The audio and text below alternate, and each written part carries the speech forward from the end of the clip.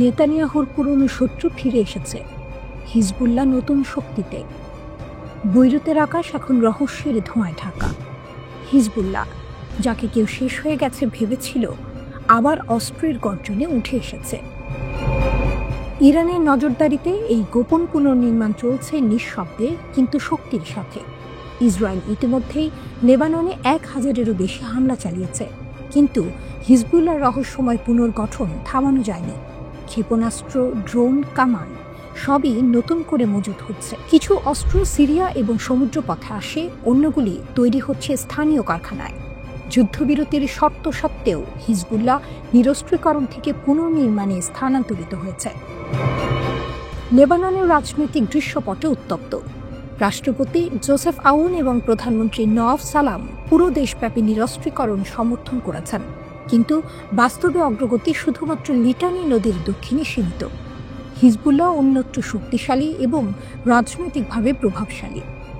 দেশটি যেন সিঞ্চিত এক শ্বাসরুদ্ধ পরিস্থিতির মধ্যে, যেখানে কোনো ভুল পদক্ষেপ নতুন সংঘাতের আগুন জ্বালাতে পারে। হিজবুল্লাহ নেতা নাইম কাশেম স্পষ্ট বলেছেন, লেবানিজ সেনাবাহিনীর সঙ্গে সমন্বয় থাকা উচিত, কিন্তু গ্রুপকে নিরস্ত্র করার যে কোনো প্রচেষ্টা প্রতিরোধ করা হবে। এই বক্তব্য যেন ইঙ্গিত দিচ্ছে হিজবুল্লাহ থামবে না। আরব গোয়েন্দা সংস্থাগুলি বলছে, হিজবুল্লাহ এখন বিকেন্দ্রীভূত কাঠামোর দিকে ফিরে যাচ্ছে। 1980-এর দশকের মতো নতুন যোদ্ধাদের নিয়োগ, স্থানীয় শক্তি ব্যবহার এবং গোপন পরিকল্পনা সবই পুরনো কৌশলের পুনর্জন্ম। ভারী ক্ষতি সত্ত্বেও তারা বিশ্বাস করে ইরানের সমর্থনে পুনর্গঠিত হওয়া সম্ভব। হামাসও গাজায় একই পথে হাঁটছে। ট্রাম্পের যুদ্ধবিরতি পরিকল্পনার অধীনে তারা নিরস্ত্রীকরণে অস্বীকৃতি জানিয়েছে। দুই গোষ্ঠী মার খেয়েছে, কিন্তু রাজনৈতিকভাবে স্থিতিশীল এবং সামরিকভাবে সক্রিয়। প্রতিরোধের এই আয়না দেখাচ্ছে যে বল প্রয়োগ করে নিরস্ত্রীকরণ কার্যকর নয়। ইসরায়েলের আকাশে ড্রোন এখন ক্রমাগত উঠছে। 500-টিরও বেশি কামান হামলা হয়েছে বৈরুত এবং দক্ষিণে। 60,000 মানুষ এখনও বাস্তুচ্যুত। তহবিলের সংকটে পুনর্নির্মাণ স্থগিত। কিন্তু সব হতাশা সত্ত্বেও হিজবুল্লাহ শক্তিশালী। তাদের অস্ত্রাগার পুনর্গঠিত, তাদের রাজনৈতিক প্রভাব অটুট। নেতানিয়াহুর জন্য হুঁশিয়ারি। গাজা ও বৈরুত দুপাশ থেকেই হুমকি।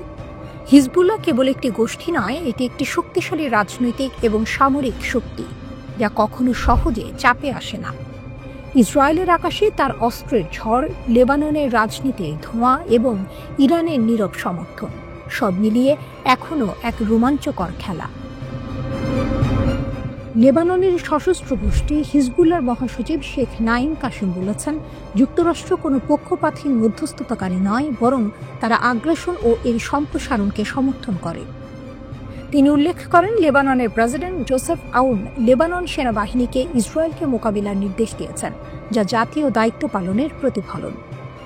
লেবাননের সাম্প্রতিক পরিস্থিতির প্রসঙ্গে শেখ কাশেম বলেন, যুক্তরাষ্ট্র মিথ্যাভাবে দাবি করছে যে তারা এই দেশের সমস্যা সমাধানের চেষ্টা করছে, কিন্তু প্রকৃতপক্ষে যুক্তরাষ্ট্র কোনো নিরপেক্ষ মধ্যস্থতাকারী নয়, বরং আগ্রাসনকে সমর্থন করে এবং তা লেবাননে ছড়িয়ে দিতে চায়। তিনি আরও বলেন, ভয় দেখিয়ে আমাদের অবস্থান বদলানো যাবে না। আমরা আত্মসমর্পণ বা পরাজয়ের পক্ষে নই এবং কখনো তা মেনে নেব না। হিজবুল্লাহ মহাসচিব বলেন, ইসরায়েল হয়তো কোনো এলাকা দখল করতে পারে, কিন্তু তারা লেবাননের ভূমি দীর্ঘস্থায়ীভাবে দখল করে রাখতে পারবে না। আমরা কারো কাছ থেকে নির্দেশ নিইনি এবং লেবাননকে শত্রুদের ইচ্ছামতো গড়া আমরা কখনোই মেনে নেব না।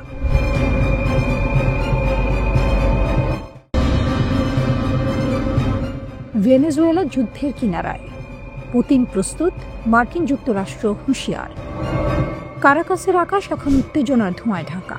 মার্কিন যুক্তরাষ্ট্র যে কোনো মুহূর্তে ভেনেজুয়েলার সামরিক স্থাপনায় আঘাত করতে পারে, এমন খবর ছড়িয়ে দিয়েছে। প্রতিরক্ষা ব্যবস্থা শক্তিশালী করার জন্য ভেনেজুয়েলার প্রেসিডেন্ট নিকোলাস মাদুরো ইতিমধ্যেই রাশিয়া, চীন ও ইরানের কাছে সাহায্যের আবেদন করেছেন। রাশিয়ার প্রেসিডেন্ট ভ্লাদিমির পুতিন যুদ্ধের জন্য প্রস্তুত এবং তিনি মাদুরোর সঙ্গে ঘনিষ্ঠ যোগাযোগে রয়েছেন। রাশিয়ার বিদেশ মন্ত্রণালয় জানিয়েছে, তারা কারাকাসের সঙ্গে নিয়মিত যোগাযোগে রয়েছে এবং যে কোনো হুমকির প্রতিক্রিয়ার জন্য প্রস্তুত। মাদুরো বলছেন, চেভেজের সময় কেনা সমস্ত ভারী অস্ত্র এখনও আমাদের হাতে রয়েছে। পুতিন, রাশিয়া, চীন এবং বিশ্বস্ত বন্ধুদের সাহায্যে ভেনেজুয়েলার শান্তি নিশ্চিত করার শক্তি আমাদের আছে। এই 10 সপ্তাহের ইম্পেরিয়াল হুমকির মধ্যেও আমরা শান্তিতে ধৈর্য নিয়ে আমাদের কাজ করেছি। তবে হঠাৎই উত্তেজনা বাড়ছে। মার্কিন যুক্তরাষ্ট্রের মিয়ামি হেরাল্ড জানিয়েছে, পরিকল্পিত আকাশ হামলা কয়েকদিনের মধ্যে বা এমনকি কয়েক ঘন্টার মধ্যেই হতে পারে। লক্ষ্য হবে মাদুরোর নেতৃত্বাধীন ড্রাগ দস্যু সংস্থার সামরিক স্থাপনাগুলো। কিন্তু প্রেস কনফারেন্সে ডোনাল্ড ট্রাম্প তা অস্বীকার করেছেন। এদিকে মাদুরো রাশিয়ার কাছে রাডার সিস্টেম, ক্ষেপণাস্ত্র, বিমান মেরামত এবং প্রতিরক্ষা হালনাগাদ করার অনুরোধ পাঠিয়েছেন। চীনের সঙ্গে সম্প্রসারণকৃত সামরিক সহযোগিতা এবং ইরানের কাছ থেকে ড্রোন, জিপিএস স্ক্র্যাম্বলিং এবং শনাক্তকরণ যন্ত্র চাওয়া হয়েছে। রাশিয়া অবশ্য শুধুই অস্ত্র সরবরাহ করছে না, তারা ইতোমধ্যেই ভেনেজুয়েলার তেল ও গ্যাসে কয়েক বিলিয়ন ডলারের বিনিয়োগ ধরে রেখেছে। মাদুরোর প্রধান সমর্থক হিসেবে রাশিয়ার ভূমিকা এখন নজরকাড়া। বিশ্লেষকরা বলছেন, পুতিনের জন্য যুক্তরাষ্ট্রের বাহিনী ক্যারিবিয়ানে স্থানান্তর ইউরোপে তার মনোযোগ বিভ্রান্ত করছে।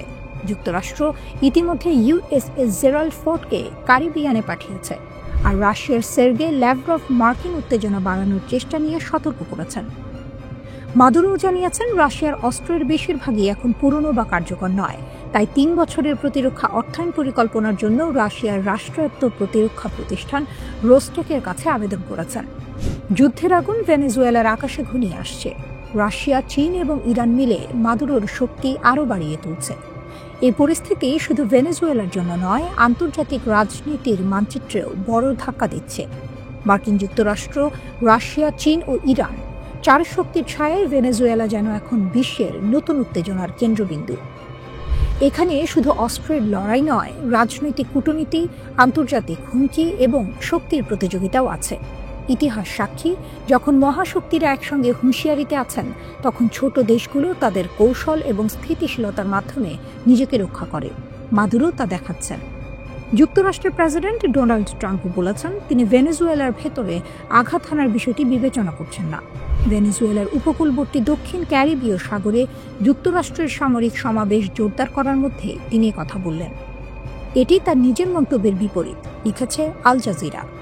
যুক্তরাষ্ট্র দক্ষিণ ক্যারিবীয় সাগরে যুদ্ধবিমান, যুদ্ধজাহাজ ও কয়েক হাজার সেনা মোতায়েন করেছে। বিশ্বের বৃহত্তম যুদ্ধজাহাজ বিমানবাহী রণতরী ইউএসএস জেরাল্ড আর ফোর্ড দক্ষিণ ক্যারিবীয় সাগরের পথে আছে।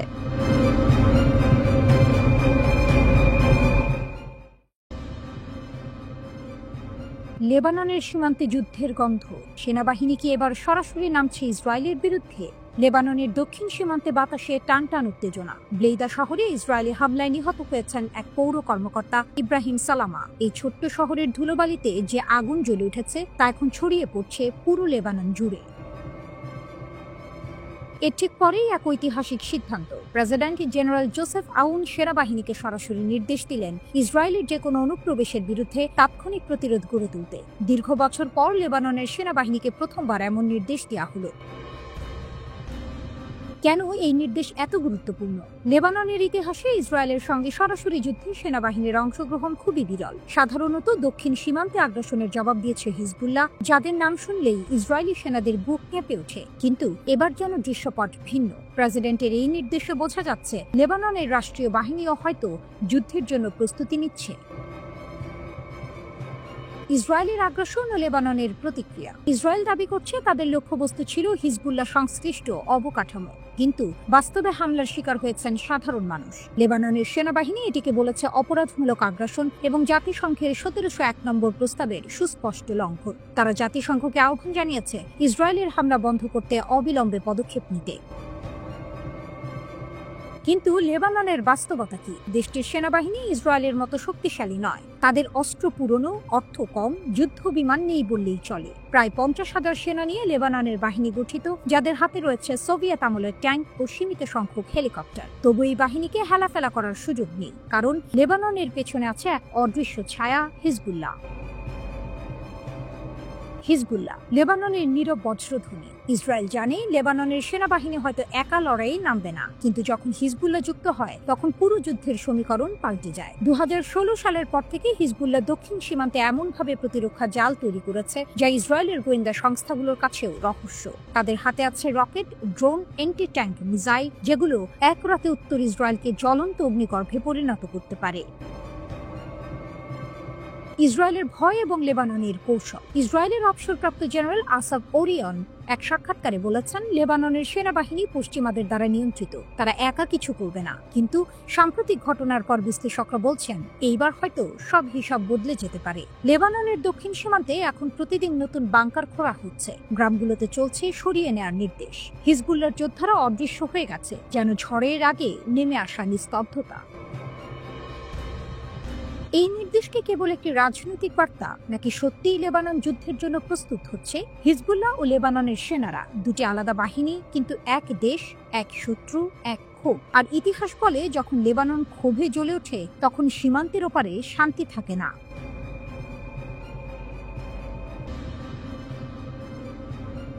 চীনের ছোঁয়ায় আবারও জেগে উঠছে ইরানের আগুন। ট্রাম্প ও নেতানিয়াহুর জন্য নতুন দুঃস্বপ্ন। রাতের আকাশে ধোঁয়া নেই, তবু তেহরানের দিকে তাকিয়ে কাঁপছে ওয়াশিংটন। নিষেধাজ্ঞার ভারে যে দেশকে থামানোর স্বপ্ন দেখেছিল পশ্চিম, সেই ইরান এখন চীনের ছোঁয়ায় আবারও তৈরি করছে তার আগুনের বীজ, ক্ষেপণাস্ত্র। জাতিসংঘের নিষেধাজ্ঞা সত্ত্বেও চীন গোপনে ইরানকে সহায়তা করছে তার ব্যালিস্টিক মিসাইল প্রোগ্রাম পুনর্নির্মাণে, এমনটাই দাবি করেছে মার্কিন সংবাদ মাধ্যম সিএনএন। আর এই খবরই কাঁপিয়ে দিয়েছে ট্রাম্প প্রশাসন ও ইসরায়েলের নীতি নির্ধারকদের। চীনের সঙ্গে ইরানের এই গোপন সম্পর্ক যেন সরাসরি চ্যালেঞ্জ পশ্চিমা আধিপত্যের বিরুদ্ধে। বিবৃতিহীন অথচ বিস্ফোরক এক বার্তা, নিষেধাজ্ঞা নয়, আমাদের চালিকা শক্তি এখন প্রতিরোধ।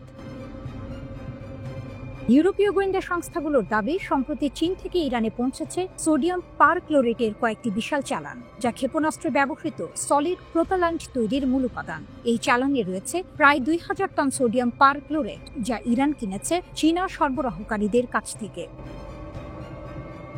বিশ্লেষকরা বলছেন, এটি কেবল কাঁচামাল নয়, এটি ইরানের নিষিদ্ধ আগুনের পুনর্জন্ম। একটি দেশের বিরুদ্ধে যতই নিষেধাজ্ঞা চাপানো হোক, যখন তার বন্ধু হয় চীন, তখন বাধা মানে কেবল বিলম্ব, থামানো নয়।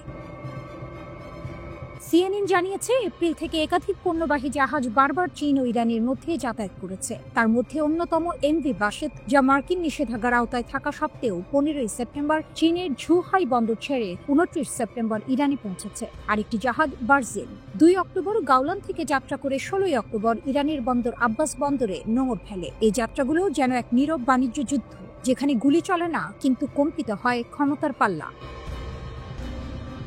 জাতিসংঘের নিয়ম অনুযায়ী ইরান পারমাণবিক অস্ত্র সরবরাহ ব্যবস্থার সঙ্গে সম্পর্কিত কোনো কার্যক্রম চালাতে পারে না, কিন্তু বাস্তব চিত্র বলছে অন্য কথা। নিষেধাজ্ঞার ফাঁক গলে চীনের মাধ্যমে আবারও শক্তির পথে হাঁটছে তেহরান। চীন অবশ্য সিএনএনকে বলেছে, তার আন্তর্জাতিক দায়িত্ব অনুযায়ী দ্বৈত ব্যবহারের পণ্যের উপর নিয়ন্ত্রণ বজায় রাখছে, কিন্তু পশ্চিমা বিশ্ব জানে কূটনৈতিক ভাষার ভেতর লুকিয়ে আছে কৌশল। এই লেনদেনের মানে একটাই, ইরান আবারও নিজের ক্ষেপণাস্ত্র ভান্ডার পূরণ করছে, যে ভান্ডার একদিন পারস্য উপসাগরের আকাশে আবারও অগ্নিগোলক ছুড়ে দিতে পারে। পশ্চিম চায় ইরানকে থামাতে, কিন্তু চীন চায় ইরানকে দাঁড় করাতে। এই দুই আকাঙ্ক্ষার সংঘর্ষই আজ নতুন ভূ রাজনীতির আগুন জ্বালাচ্ছে। ইরান বলছে না কিছুই, কিন্তু তাদের নীরবতাই এখন এক অঘোষিত ঘোষণা, আমরা আবারও প্রস্তুত। এ যেন নিষেধাজ্ঞার ছাই থেকে উঠে আসা এক রাষ্ট্র, যার মিত্র এখন পৃথিবীর দ্বিতীয় বৃহৎ শক্তি চীন। পশ্চিম যতই দেয়াল তুলুক, ইরান চীনের এই গোপন রেলপথ, এই জাহাজের গতিপথ প্রমাণ করছে, আগুনের মতো শক্তিও নিজের পথ খুঁজে নেয়। তেহরানের আকাশে তাই আবারও বাজছে এক সুর, যা থামানো যায় না, শুধু দেখা যায় আর ভয় পাওয়া যায়।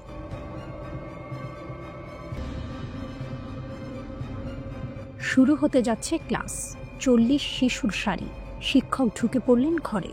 নিয়ম মতো এবারও তিনি সবার পকেট তল্লাশি শুরু করলেন, কিন্তু হঠাৎ একটি ছোট মেয়ের পকেটে পাওয়া গেল 5টি শস্য দানা। শিক্ষকের চোখে আগুন। তিনি গর্জে উঠলেন, সামনে এসো। মেয়েটিকে হাঁটু গেড়ে বসতে হলো শক্ত সিমেন্টের মেঝেতে। তারপর শুরু হলো নির্মমতা। কাঠের লাঠি উঠল, পড়ল, আবার উঠল, আবার পড়ল, মাথায়, ঘাড়ে, পিঠে। সহপাঠীরা চুপ, শুধু শব্দ, লাঠি, কান্না আর নিঃশব্দ মৃত্যু। সেদিন রাতে মেয়েটি আর বাঁচেনি। এই শিশুরা কোনো সাধারণ ছাত্রছাত্রী নয়, তারা উত্তর কোরিয়ার সবচেয়ে ভয়ঙ্কর বন্দি শিবিরের কয়েদি, ক্যাম্প 14। মানুষ এটিকে তুলনা করে নাৎসিদের মৃত্যু শিবিরের সঙ্গে, সোভিয়েতের গুলাগের সঙ্গে। আর তাতে ভুল কিছু নেই, কারণ এই জায়গা আসলে মানুষের পৃথিবীর বাইরের এক অন্ধকার গহ্বর। পাহাড় ঘেরা কিষান এলাকার গভীরে লুকিয়ে আছে এই ক্যাম্প। এখানে মানুষকে বন্দী করা হয় অন্যের অপরাধে, হ্যাঁ, পিতা বা মায়ের অপরাধে। জন্ম নিলে মানে মৃত্যু নিশ্চিত। এখানে প্রতিদিন শুরু হয় শ্রম দিয়ে, শেষ হয় মৃত্যু ভয়ে। একটা ভুল মানেই শাস্তি, আর শাস্তি মানেই মৃত্যু। পালানো প্রায় অসম্ভব, কয়েকজন মাত্র পার পায় প্রাণ বাজি রেখে। উত্তর কোরিয়ার এমন অনেক গোপন শিবিরের খবর আজও রহস্যে ঢাকা, কিন্তু মানবাধিকার সংগঠন, স্যাটেলাইট চিত্র আর কয়েকজন বেঁচে ফেরা বন্দির সাক্ষ্যে আমরা পেয়েছি এক ভীতিকর ঝলক। কেন মানুষ পাঠানো হয় এমন জায়গায়? ভেতরে কেমন তাদের জীবন, আর কেমন ভয়াবহতার মুখোমুখি হয় তারা? এই প্রশ্নগুলোর উত্তরই হলো ক্যাম্প 14 এর ভয়াবহ গল্প। এই প্রতিবেদনটি ব্লেইন হার্ডেনের বই এস্কেপ ফ্রম ক্যাম্প 14 থেকে নেয়া। মূল চরিত্র শিন ডং হিউক, যে জন্ম থেকেই এই ক্যাম্পের কয়েদি। সে যখন ছোট তখনই চোখের সামনে সেই মেয়েটির মৃত্যু দেখে, কিন্তু সে কাঁদেনি, কারণ তার মনে শেখানো ছিল চুরি মানেই মৃত্যু, প্রশ্ন করারও সুযোগ নেই। শিনের বাবা মা প্রেমে পড়েননি, তাদের বিয়ে ঠিক করেছিল শিবিরের প্রহরীরা। ভালোবাসা ছিল নিষিদ্ধ। কোনো নারী যদি অনুমতি ছাড়া গর্ভবতী হয়, সে আর তার শিশুকে গুলি করে মেরে ফেলা হয়। এখানে সন্তান জন্ম দেওয়ার একমাত্র উপায় ছিল পুরস্কার বিয়ে। যারা কঠোর পরিশ্রম করত কিংবা অন্য বন্দীদের সম্পর্কে খবর দিত, তাদের দেয়া হতো বিয়ের সুযোগ। এভাবেই জন্ম নিয়েছিল শিন ডং হিউক ও তার ভাই হিগুন। কিন্তু তারা পরিবার নয়, ছিল কেবল একসঙ্গে বেঁচে থাকার চেষ্টা। শিন জানত না কেন তার বাবা মা বন্দী, জানলেও কোনো লাভ ছিল না। ওয়াশিংটনের মানবাধিকার সংস্থা HRNK এর প্রধান গ্রেগ স্কারলাতিও বলেন, উত্তর কোরিয়ায় কাউকে বন্দী করতে অপরাধের প্রয়োজন নেই, সন্দেহই যথেষ্ট। ভুল চিন্তা, ভুল বন্ধুত্ব বা সরকারের প্রতি অস্বস্তি দেখালেই আপনার জীবন শেষ। শিনের মা একসময় প্রমোশন পান, এর মানে সামান্য ভালো ঘর। তারা থাকে 3টি পরিবারের সঙ্গে, মাটিতে ঘুমায়, রান্নাঘরে একটি মাত্র বাল্ব, তাও দিনে 2 ঘন্টা জ্বলে। পানি নেই, আসবাব নেই, স্নানঘর নেই, খাবার প্রায় নেই। পুরো ক্যাম্পটি প্রায় 153 বর্গ কিলোমিটার, ম্যানহাটনের 3 গুণ বড়। চারপাশে 7 কিলোমিটার লম্বা বৈদ্যুতিক বেড়া, পাহারা টাওয়ার, চেকপোস্ট, নদী আর পাহাড়ি প্রাকৃতিক প্রাচীর, যেন কেউ পালাতে না পারে। ভেতরে ছোট ছোট গ্রাম, কয়লা খনি, কারখানা আর কৃষিক্ষেত্র। দিনের পর দিন, বছরের পর বছর বন্দিরা সেখানে কাজ করে যায়। তাদের একটাই জানা কথা, এখান থেকে কেউ বাঁচে না। আকাশে হঠাৎ দেখা গেল উড়ন্ত চাকতি। সময়টা জুলাই 1947। আমেরিকার শহর থেকে শহরে মানুষ বলতে লাগলো, আমরা কিছু দেখেছি, উড়ন্ত অজানা কিছু, UFO। সব শুরু 1 মাসের আগের এক বিকেলে। বেসরকারি পাইলট কেনেথ আর্নল্যান্ড বলেছিলেন, তিনি দেখেছেন 9টি চকচকে বস্তু সিয়াটলের পাহাড়ের কাছে দ্রুত ছুটে যাচ্ছে, প্রতি ঘন্টায় প্রায় 2000 কিলোমিটার বেগে। এরপর যেন গোটা আমেরিকা পাগল হয়ে গেল। দেশ জুড়ে হাজারো মানুষ দাবি করতে লাগলো তারাও দেখেছে উড়ন্ত চাকতি। সংবাদ মাধ্যম গর্জে উঠল প্রশ্নে, আকাশে কি ঘুরে বেড়াচ্ছে? এমন সময় নিউ মেক্সিকোর এক সাধারণ কৃষক ম্যাক ব্রাজেল মনে পড়ল, 3 সপ্তাহ আগে তার ক্ষেতে অদ্ভুত কিছু পাওয়া গিয়েছিল। টিন ফয়েল, রাবার আর পাতলা কাঠের টুকরো। তিনি টুকরোগুলো নিয়ে গেলেন স্থানীয় থানায়। এ খবর পৌঁছালো রসওয়েল আর্মি এয়ারফিল্ডে।